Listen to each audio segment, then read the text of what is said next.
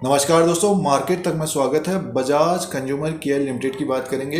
Bajaj group की एक company है, एफएमसीजी से रिलेटेड कंपनी है दोस्तों। स्टॉक प्राइस देखते हैं तो 193-195 में कारोबार कर रहा है। 7/1/2022 को इसने जो 52 वीक हाई बनाया था 324 का बनाया था 19 अप्रैल 2021 को दोस्तों।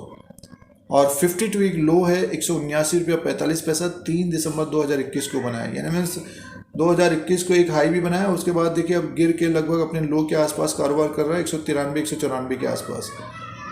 तो कंपनी के बारे में जानकारी लेते हैं और पिछले 5 साल का रेवेन्यू, प्रॉफिट, ईपीएस की बात करते हैं, डेब्ट टू इक्विटी की बात करते हैं। और एफएमसीजी के जो शेयर्स हैं दोस्तों उनमें गिरावट भी रही है। कंपनी के द्वारा डिविडेंड भी बढ़िया मिलता है दोस्तों, डिविडेंड अच्छा मिलता है। स्टॉक एक तरह से ऊपरी तरफ से फिसला है, तो 2022 में क्या हो सकता है तो इसके फाइनेंशियल नंबर को चेक करते हैं और शेयर प्राइस के अनुसार लेवल्स की भी बात कर लेंगे दोस्तों।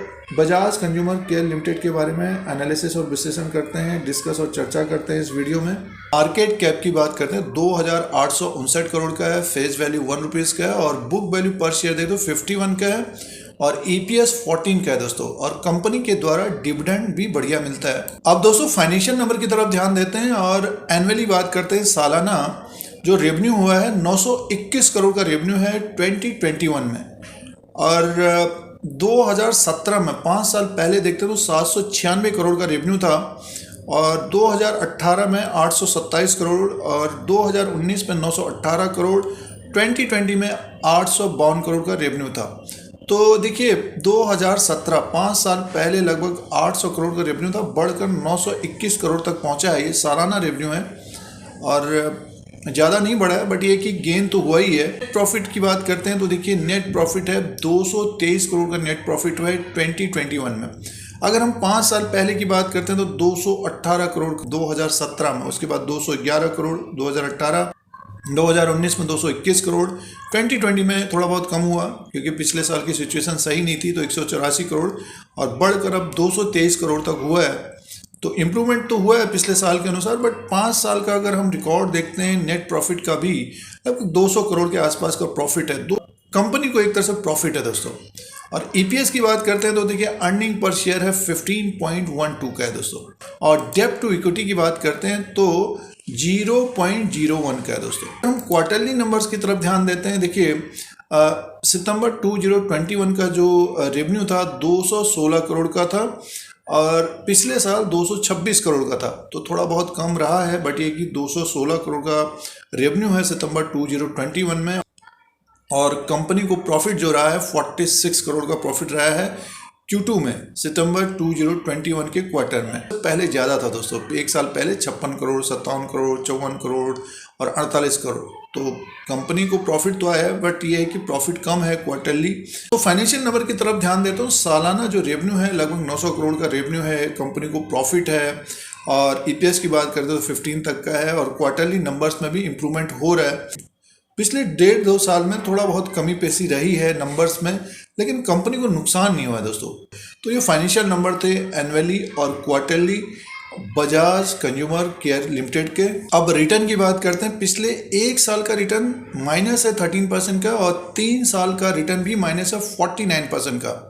तो 1 साल से और 3 साल से जिन्होंने अपने पोर्टफोलियो में स्टॉक को रखा है तो माइनस रिटर्न दिया है स्टॉक ने, बट ये कि स्टॉक ऊपर की तरफ भी गया था और अभी गिरावट आई है स्टॉक में, तो माइनस रिटर्न दिया है 1 साल और 3 साल के अनुसार। और पिछले 3 महीने में 23% का माइनस है दोस्तों। प्राइस परफॉर्मेंस और रिटर्न की बात करें, 3 महीने का भी माइनस रिटर्न है 23% और 1 साल का भी माइनस रिटर्न है 13% का। किसी ने 1 साल पहले अगर स्टॉक को लिया, बेचा नहीं, ऊपर की तरफ गया था स्टॉक, तो अभी जो दिख रहा है 13% का माइनस है, 3 साल के अनुसार 49 का माइनस रिटर्न है।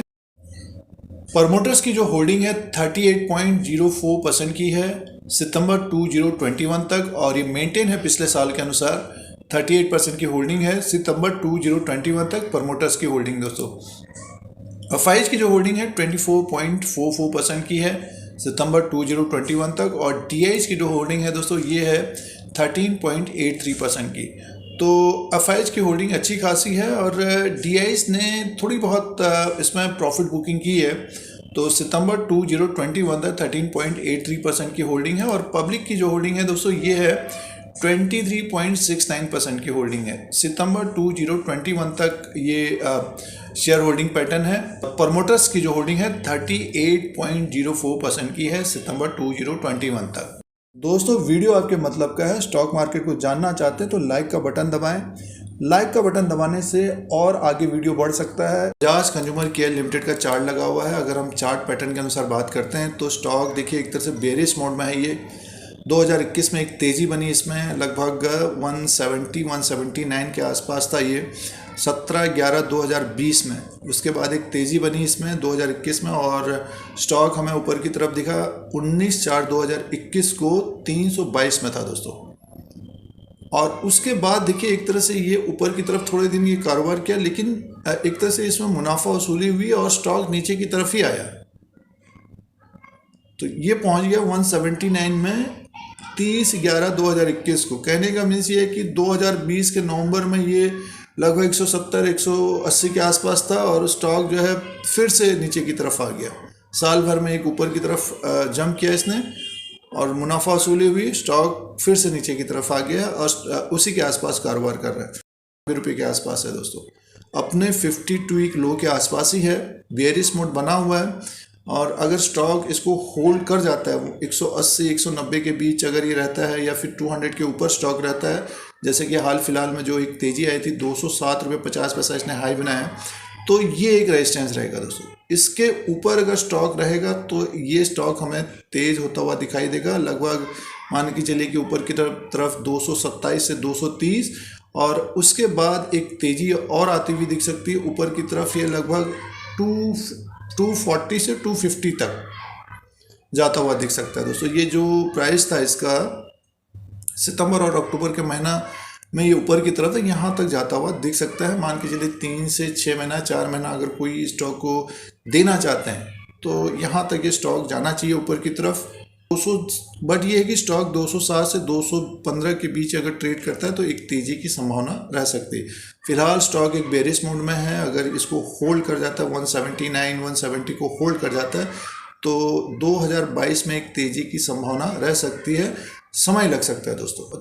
अगर एफएमसीजी में बजाज कंज्यूमर केयर लिमिटेड के स्टॉक को देखना चाहते हैं तो स्मॉल क्वांटिटी के हिसाब से देखना चाहिए। अपने लो के आसपास कारोबार कर रहा है, समय लग सकता है और उनके पास समय है, टाइम है, उन्हीं लोगों को देखना चाहिए। और इंट्राडे इंट्राडे करने से बचना चाहिए क्योंकि वॉल्यूम जिसमें कम होते हैं तो इंट्राडे नहीं करना चाहिए। इंडिकेटर आरएसआई को देखते हैं तो देखिए लोअर लेवल से बढ़ रहा है और थोड़ी बहुत गिरावट भी आ जा रही है, 41 के आसपास है और ओवरसोल्ड होकर ऊपर की तरफ जा रहा है अप ट्रेंड में दोस्तों।